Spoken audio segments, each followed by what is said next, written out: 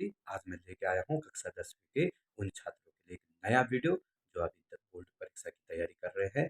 उनके लिए मैं आज एक नया टॉपिक जो मेरा है, दो रेखिक युग्म वाले समीकरणों को कैसे हम हल करेंगे। तीनों विधियों को मैंने एक ही सवाल के माध्यम से हल करना सिखाया है।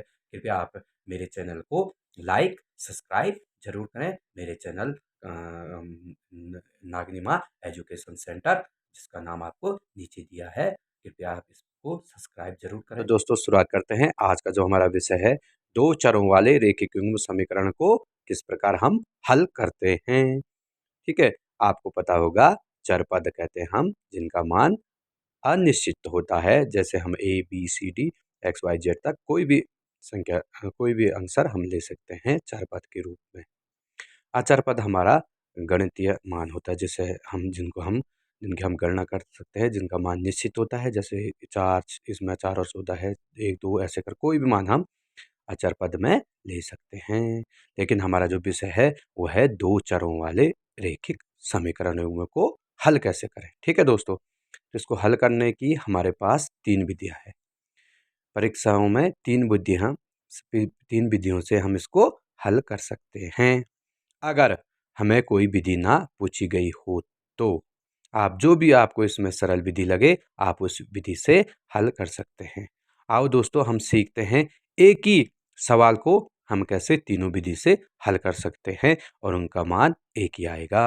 और आपको जो भी विधि सरल लगे आप उस विधि से, अगर आपको परीक्षा में विधि ना पूछी गई हो तो उस सवाल को आसानी से कैसे कर सकते हैं। ठीक है दोस्तों, कृपया आप मेरा वीडियो ध्यान से देखें और पूरा देखें, ताकि आपकी समझ में अच्छी तरह आ जाए कि कैसे हमने इन सवालों को हल किया है। ठीक है दोस्तों, और आप इसका निरंतर अध्ययन करें, निरंतर प्रैक्टिस करें, निरंतर अभ्यास। गणित में जितना आप इस एक सवाल का अभ्यास करोगे वैसे ही वो सवाल आपको आ जाएंगे।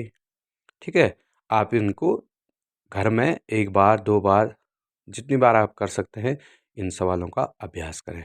ठीक, मैं इसको 3 विधि से इस सवाल को सिखाता हूँ आपको, प्रत्यास्थापन विधि, विलोपन विधि और वज्र गुणन विधि। आप तीनों विधियों का प्रयोग करके कोई 1-2 उदाहरण, 1-2 सवाल लेके उसको प्रैक्टिस करें, ताकि आपको तीनों विधि आसानी से आ जाए। हमारी कोशिश यही रहती है कि आपको सवाल आसानी से आ जाए।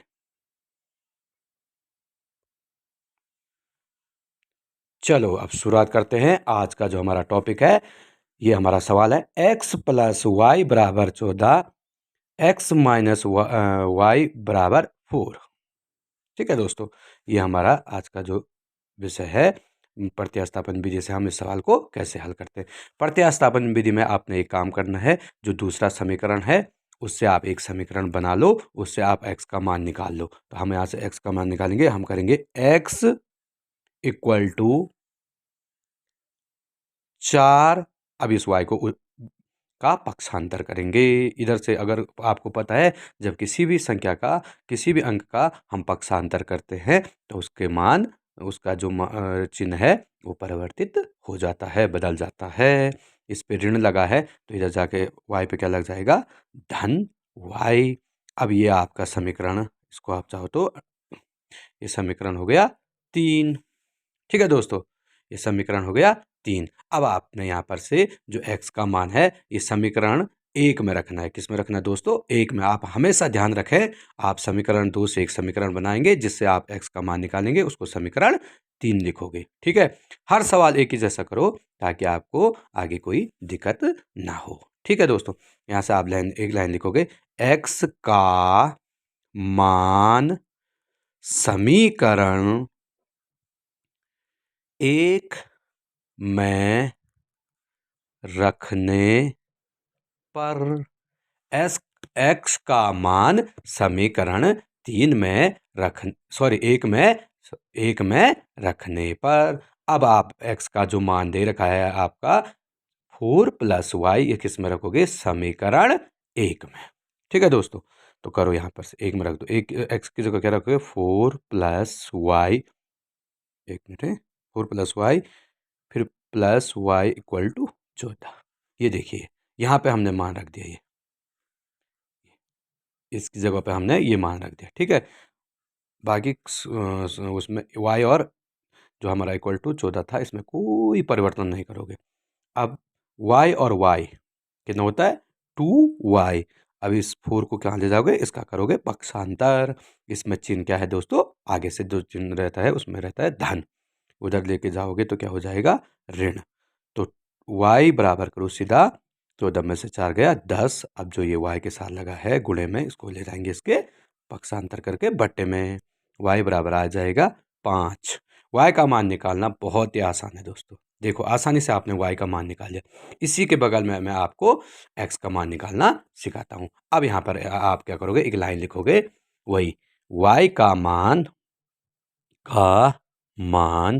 समीकरण किसमें, समीकरण 3 में रखोगे। समीकरण 3 में रखने पर रख दो दोस्तों। समीकरण 3 देखिए, ध्यान से देखो दोस्तों। समीकरण 3 क्या हमारा, x बराबर 4 प्लस वाई है कि नहीं है, ठीक है। अब आपने क्या करना है, 4 प्लस वाई की जगह क्या मान आया था 5, वाई की जगह इस 5 को रख दो। 5 और 4 कितना होता है, बताओ बताओ, 9। ठीक है दोस्तों, आपका x का मान भी आ गया 9, आपका y का मान है 5।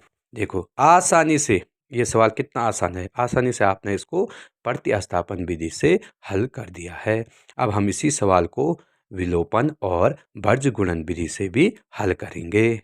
लो दोस्तों, अब शुरू करते हैं विलोपन विधि। अब विलोपन विधि से इस सवाल को हम कैसे हल करते हैं। विलोपन विधि में क्या करना पड़ता है, या तो x का मान या तो y का मान विलोपन करना पड़ता है, समाप्त करना पड़ता है, खत्म करना पड़ता है। तो आप चाहो तो यहाँ से x और x, एक समीकरण 1 से समीकरण 2 को घटाएंगे तो x का मान खत्म हो जाएगा आसानी से। अगर कभी यहाँ पे 2 रहेगा, यहाँ नहीं रहेगा, तो हम समीकरण 2 को 2 से गुणा करके इसको भी एक ही जैसा बना के इसको हम विलोपन कर सकते हैं, इसको हम घटाकर समाप्त कर सकते हैं। ठीक है दोस्तों, अब करो यहाँ पर क्या करेंगे, एक लाइन लिखो, समीकरण 1 में से समीकरण 2 को घटाने पर क्या हो जाएगा आपका लाइन, समीकरण 1 में से समीकरण 2 को घटाने पर, घटा दो दोस्तों। समीकरण 1 लिखो यहाँ पे, x प्लस वाई बराबर 14, ठीक है, समीकरण 1 है। दूसरा x माइनस वाई बराबर 4। ढंग से देखो, यह है हमारी विलोपन विधि। अब घटा दो, इस पे लगाओ ऋण चिन्ह, इस पे ऋण चिन्ह पहले से लगाइए, यहाँ पे लग जाएगा धन चिन्ह, यहाँ पे लग जाएगा ऋण चिन्ह। ठीक है दोस्तों, आप चिन्ह परिवर्तित जरूर कीजिए, चिन्हों को जरूर बदलें। ठीक है, जब भी आप घटाते हैं तो x में से x चला जाएगा, आपका ये हो जाएगा 0।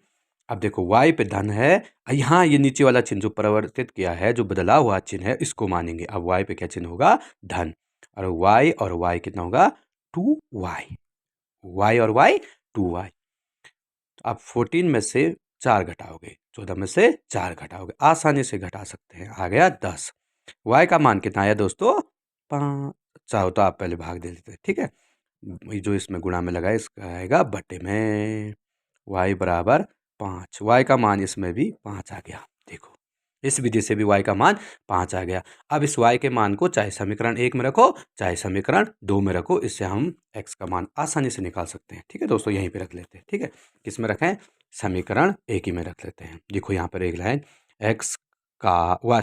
y का मान समीकरण 1 में रखने पर, 1 में रख लो तो क्या होगा आपका समीकरण, x प्लस वाई बराबर 14। एक बार समीकरण लिख देता हूँ मैं, y का मान कितना है 5, कितना है 5 बराबर 14।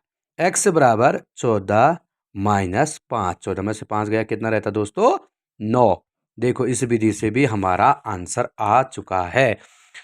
आई होप आपको ये दोनों विधियां समझ में आ गई होगी अच्छी तरह। एक बार इसका शॉर्ट स्क्रीन ले लो।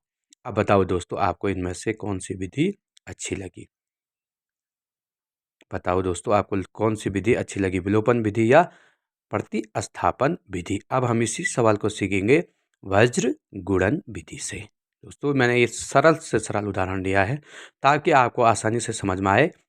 इसके बाद जब हम परीक्षा की तैयारी कराएंगे, बोर्ड परीक्षा की तैयारी कराएंगे आप लोगों को, तो उसमें हम इस किस्से से संबंधित जो भी सवाल आए हैं उनको हल करना सिखाएंगे। हमारा पहला उद्देश्य है कि आपको सभी विधियां और सभी सवाल समझ में आ जाए। एक बार अगर आपको ये समझ में आ जाते हैं तो आप किसी भी सवाल को आसानी से कर लेते हैं, आसानी से कर सकते हो। कृपया आप इसका अध्ययन करें, जितनी चाहो उतने आप इसके उदाहरण लो, इसकी प्रैक्टिस अपने आप स्वयं करो। ठीक है, अब हम सीखते हैं इसी सवाल को एक और विधि है जो हमारे पास वज्र गुणन विधि, उससे निकालना। चलो दोस्तों शुरुआत करते हैं। हमारी जो तीसरी विधि है वज्र गुणन विधि। अब वज्र गुणन विधि द्वारा हम इसी सवाल को कैसे हल करते हैं, आओ इसमें सीखते हैं हम आगे। देखो यहाँ पे हमने x प्लस वाई, अब देखो 14 को हम इस तरफ ले आए। क्यों? क्योंकि इस विधि को हमें किस रूप में लिखना पड़ता है, ax plus B Y plus C equal to 0, इस रूप में हमारा समीकरण होना चाहिए वज्र गुणन विधि के लिए। अब यहाँ से हमारे पास दो समीकरण हैं, इसलिए हम a1 a2 b1 b2 c1 c2 करके हम पहले इनका मान निकाल देंगे, तब हम आपको फॉर्मूला बताएंगे, उसमें हम मान को रखेंगे। तो देखिए आइए हम निकालते हैं, सभी मानों को निकालो। a1 बराबर, देखो x के आगे जो भी उसका गुणांक होता है वो होता है a1, इसका गुणांक कुछ नहीं है, इसके मतलब इसके आगे से 1 लगा है, 1 को लिखा नहीं जाता है, x a1 1, ऐसे a2 1। ठीक है, अब y का भी b का भी लिखो, b1 बराबर कितना है, y के आगे से 1, वो भी धन में है, b2 के आगे से ऋण 1 है, वैसे C1 14, वो भी कौन सा 14, ऋण का। C2 चिन्हों का ध्यान रखें, कृपया आप चिन्हों का ध्यान रखेंगे तभी आपका सवाल सही होगा। एक बार देख लीजिए कैसे हमने समीकरण में a1 a2 b1 b2 c1 c2 निकाल दिया है। अब हम इसके बाद इन मानों को जो हमारा फॉर्मूला होता है इसमें रखेंगे। पहले फॉर्मूला लिख लो, ठीक है। वज्र गुणन विधि का जो फॉर्मूला है वो क्या है, देखो यहाँ x बटे b1 c2 minus b2 c1 बराबर y के बटे में आएगा, क्या आएगा आपका, देखो c1 a2 minus c2 a1 बराबर 1 के बटे में आएगा आपका जो अचर पद वाला है, जो लास्ट में रहता है, ये वाला, इसके बटे में आएगा आपका a1 b2 minus a2 b1। ठीक है दोस्तों, एक बार ध्यान से देखिए, अगर आप इनको मान निकालते हैं तो a, जिस समय x निकालते हैं x वाला पद होता है, ये इसको छुपा देते हैं, इसका क्रॉस गुणा करते हैं, तभी तो इसको वज्र गुणन कहते हैं। इसको छुपा के इन दोनों का क्रॉस गुणा करेंगे। जिस समय हम y माते हैं इसको छुपा के इसका क्रॉस गुणा करेंगे। जिस समय हम 1 अपॉन करते हैं उस समय इसको छुपा के इन दोनों का क्रॉस गुणा करेंगे। ठीक है दोस्तों, देख लो एक बार ध्यान से, देखो फॉर्मूला। ठीक, अब हम इस फॉर्मूला में मान को रखते हैं। मान हमारे निकाल रखे हैं, लिखो x बटा, देखो b1 कितना है बताओ, 1, अब 1 गुणा c2 कितना है दोस्तों, -4। ठीक है, माइनस b2 कितना है, b2 देखिए इस पे माइनस लगाया, आप चाहो तो यहाँ पे ये माइनस और ये इसका माइनस सीधा आप प्लस कर सकते हो। अब यहाँ पे आया हमारा मान 1। ठीक है, 1 c1 कितना है, देखो -14 गुणा -14, ऐसे कर इसको कोष्ठक में रख लो एक बार। y अपॉन c1 कितना है, -14 गुणा a2 कितना है 1 माइनस c2 कितना है -4 गुणा a1 कितना है 1। ठीक है दोस्तों, चाहो तो आप इसको भी प्लस कर सकते थे, कोई नहीं। 1 अपॉन a1 कितना है, जल्दी बताओ 1 गुणा b2 कितना है -1, इस सूत्र का माइनस, a2 कितना है 1 गुणा b1 कितना है 1। ये आपके सारे वैल्यू हैं, सारे मान हमने समीकरण जो हमारा फॉर्मूला था उसमें रख दिया है, ध्यान से देख लो। चाहो तो आप इसको स्क्रीनशॉट ले लें इसका, ठीक है। अब इसको हल करेंगे। x बटा 4 एकम 4, लेकिन ऋण का होगा, देखिए 4 पे ऋण लगा है तो ऋण 4। फिर यहाँ पे आएगा ऋण आएगा, क्यों? क्योंकि 4 और 14 पे ऋण है, 14 एकम 14 जो होगा वो ऋण का होगा, बराबर y बटा 14 एकम 14 ऋण 14। अब देखो ये माइनस है, ये माइनस है, ये हो जाएगा प्लस 4 एकम 4। ऐसे इधर भी करो, 1 बटा ये हो गया आपका ऋण 1, ये भी 1 एकम 1, ये भी ऋण 1, ठीक है। अब इसको लास्ट स्टेप है हमारा, इसको हल कर दो। 14 और 4 होता है आपका, कितना होता है? 14 और 4 18, ऋण 18, ठीक है दोस्तों।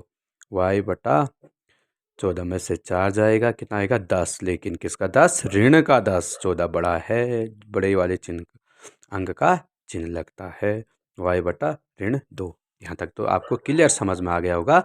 अब आपने यहाँ से क्या करना है, एक बार x की तुलना इससे करनी है, एक बार इससे करनी है। x माइनस 18 बराबर 1 बट्टा ऋण 2। यहाँ से आ जाएगा x बराबर ऋण 18 बट्टा ऋण 2। ऋण ऋण भी कट गया, 2 से 18 कट गया, कितना आया x का मान? 9। ध्यान से देखो x का मान कितना आ गया? 9। ऐसे यहाँ से इसी के बगल में हम y से इसका कंपेयर करते हैं। बोलो, y बराबर -10 बराबर 1 बट्टा ऋण 2, ठीक है। y बराबर करो -2, 10 का इससे गुणा करेंगे तो -10 बटा -2, माइनस माइनस कट जाएगा, हो जाएगा प्लस 2 का भाग 2 के 10 में कितनी बार जाएगा? 2 पंजे 10। देखो y का मान कितना आया? 5 और x का मान कितना आया? 9। इस विधि से भी हमारा मान आ चुका है। आप इसको आसानी से स्क्रीनशॉट ले लो। प्लीज़ अगर आपको मेरा चैनल अच्छा लगा तो आप लाइक, सब्सक्राइब, शेयर ज़रूर करें। Thank you.